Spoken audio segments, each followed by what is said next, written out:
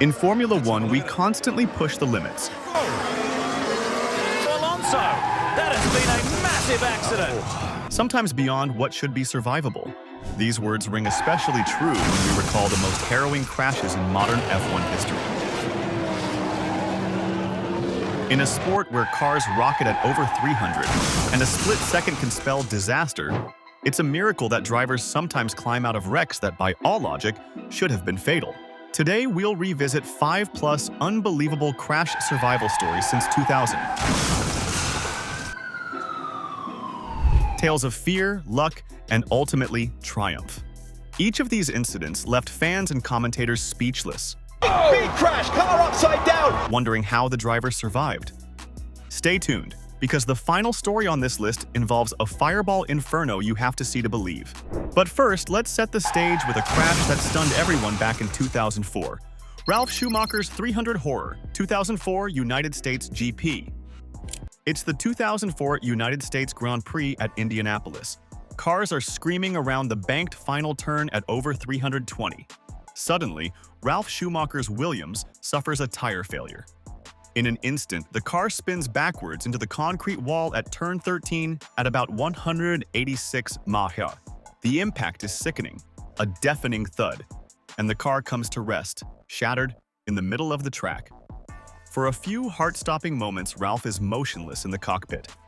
Everyone fears the worst. More than a minute passes before any medics reach him. It actually took 99 seconds for rescuers to arrive. On live TV, former driver Derek Daly angrily says, "If Schumacher's car was on fire, he'd be dead now." The scene is grim. Ralf still isn't moving as they carefully extricate him over 10 minutes after the crash. Fans around the world hold their breath. This looked like the kind of crash that in earlier eras would certainly have been fatal. Miraculously, Ralf Schumacher survived. In fact, he never lost consciousness, though he later had no memory of the impact. At the hospital, scans showed no broken bones, just a severe concussion and heavy bruising to his back. Considering the speed and the fact he hit a bare concrete wall, just 25 feet shy of a safer barrier designed to absorb energy, it's astounding he wasn't critically injured. As Ralf recounted later, "I saw a few scenes on the hospital television. That's it. I can't remember anything else. It's as if the accident has been erased." Seasoned observers couldn't believe Ralf escaped alive.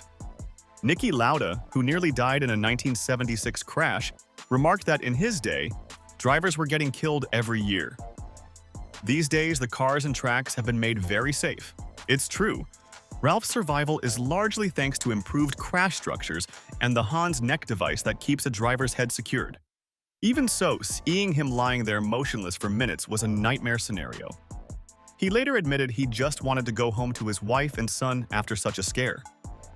Ralf missed several races recovering, but he did recover.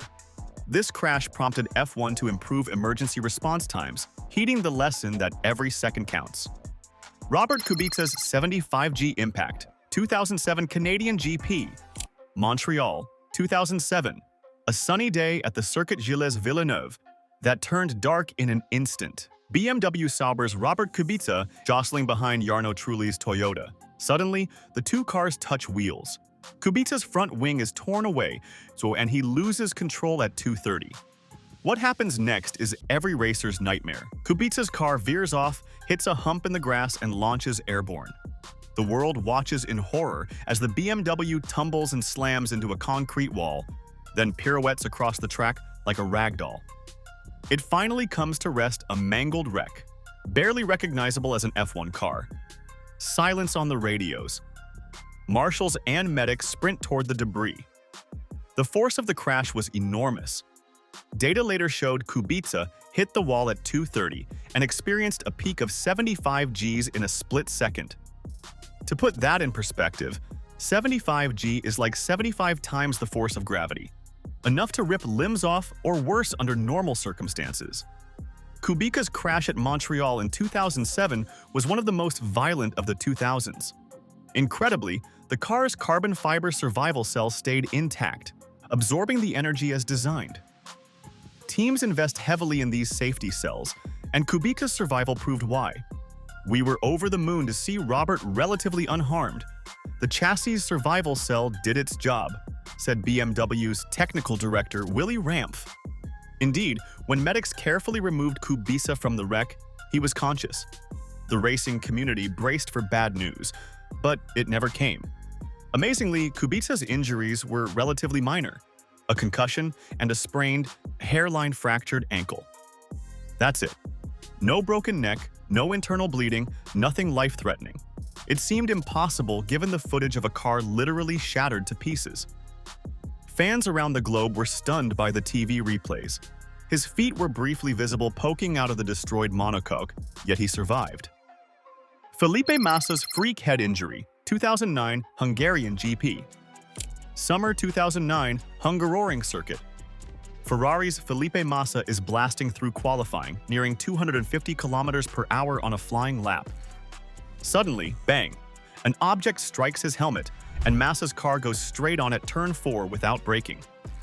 In a split second, Massa is knocked unconscious, a passenger in his own car. The Ferrari plows head-on into a tire barrier at high speed. Marshals rush over, and what they find is chilling. Massa slumped in the cockpit, head tilted, not moving. What hit him?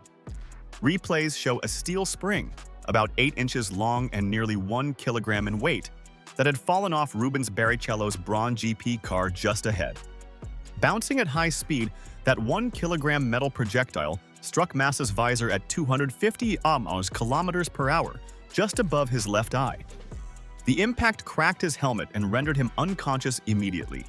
Essentially, Massa was punched in the face by a flying 800-gram object moving faster than a bullet. It's the kind of freak accident so unlikely yet so dangerous that it sent shockwaves through the paddock. As medics carefully extracted him, Massa's condition looked dire. He was airlifted to a Budapest hospital, fighting for his life. Scans revealed a skull fracture and severe trauma above his left eye. The spring had shattered his helmet visor and bone, causing internal bleeding. Emergency surgery saved him, as doctors removed bone fragments and inserted metal plates to repair his skull. Massa was placed in a coma for 48 hours. The F1 world anxiously waited for updates, fearing the worst. Incredibly, Massa pulled through. Within days, he was awake and talking, and remarkably, no brain damage was found. His helmet, a stylo model, had done its job by absorbing much of the blow, quite literally saving his life. Massa later acknowledged, "1 centimeter difference and I wouldn't be here today." He missed the rest of the 2009 season to recover, but by early 2010 he was back in a race car. In interviews, Felipe was emotional. "You never believe something will happen to you. When it does, you respect life in a much bigger way." This accident profoundly changed him. He had stared death in the face. The lessons from Massa's escape prompted immediate safety changes. F1 introduced extra Xylon strips on helmets, a reinforced band above the visor, to prevent debris penetration. That spring hitting Massa was like a miniature bomb. Without a strong helmet, it would have been fatal. A tragic parallel: a week prior, in a junior Formula, Henry Surtees was killed by a flying tire. Massa's survival was thus both lucky and a testament to helmet technology. Fernando Alonso's Airborne Smash, 2016 Australian GP. Season opener, Melbourne 2016. A beautiful day turned into one of F1's scariest crashes. Two-time champion Fernando Alonso in his McLaren is battling Esteban Gutierrez's Haas. On lap 18, approaching turn 3, Alonso darts out to pass at 313 kilometers per hour. In a split-second disaster, Alonso's front wheel touches Gutierrez's rear wheel. The contact destroys Alonso's suspension and sends him spearing left into the wall at full tilt. The car is torn to shreds, flipping 540 degrees, 1.5 rotations in the air before it lands upside down, hits the ground again, and finally comes to rest against another wall, upside down and unrecognizable. Bits of carbon fiber are scattered everywhere, wheels torn off, the monocoque cocoon buried in debris. Silence falls over Albert Park as smoke and dust billow. Surely nobody could survive that. Yet within seconds, a miracle. Fernando Alonso crawls out from under the wreckage. He stands up, waves to the crowd to signal he's okay, then sits down, shaken. The world is astonished. How is he even alive, let alone walking? The medical team arrives, and Alonso, ever the fighter, insists he's mostly fine aside from a sore knee. The car's remains tell a different story. The survival cell was intact but heavily deformed. The impact registered 45 G on initial hit and another 46 G when the car flipped. It was among the highest crash forces recorded in F1 at the time. Alonso's survival was credited to multiple factors. The safety cell in Halo, though Halo wasn't on F1 cars yet in 2016, ensured he wasn't crushed as the car disintegrated around him. The Hans device kept his neck safe as his head whipped around violently. Data showed Alonso's helmet hit the inside of the headrest twice during the impacts. And crucially, the energy of the crash dissipated as the car broke apart. Each component flying off absorbed some kinetic energy, leaving Alonso battered but alive inside. In the medical center afterwards, doctors discovered Alonso had sustained rib fractures and a small pneumothorax, collapsed lung. These injuries forced him to miss the next race, but were relatively minor considering the carnage. Alonso later admitted he felt lucky to be alive, and that once the adrenaline wore off, the reality of it scared him. Watching replays, even Alonso said he was astonished. You realize how violent it was only when you see it. I'm just happy I'm still here. This crash was a sobering reminder that even a veteran like Alonso is not invincible, but also a triumph for F1 safety. It's the kind of crash that looked eerily similar to ones in the past that did have tragic outcomes. Fans recall Martin Brundle's Airborne crash in 1996 Melbourne or Riccardo Paletti's 1982 crash, etc. But in 2016, thanks to safer car design, Fernando lived. Each of these stories highlights something profound. Formula One's commitment to safety has truly saved lives. There's a saying that every F1 rule is written in blood. Behind every safety feature are lessons learned from tragedy. But in these cases, we got the lessons without the tragedy, thanks to incredible engineering and, frankly, a bit of luck. Emotionally, these escapes resonated worldwide. Fans and fellow drivers were often in tears or disbelief seeing their heroes survive the unsurvivable. These moments also remind us that F1 drivers truly put their lives on the line for the sport they love. The next time you see an F1 car racing at 200+ mph, remember that the driver carries the hopes of millions and relies on every bit of safety innovation and, yes, guardian angel, to come back in one piece. From miraculous medical recoveries to improved safety protocols, these incidents spurred changes that make the sport safer for everyone. They also created an aura of respect around the drivers. They're not just racers, they're survivors of some of the most extreme conditions a human body can endure. In the end, calling these miracle escapes is not an exaggeration. Each could have been a motorsport tragedy. Instead, they became tales of relief and awe.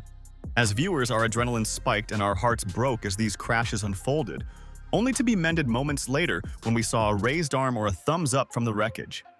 It's that roller coaster of emotions that F1 uniquely provides. Which of these escapes amazed you the most? Let us know your thoughts. One thing's for sure. Every one of these drivers will celebrate two birthdays: the day they were born and the day they cheated death on the racetrack.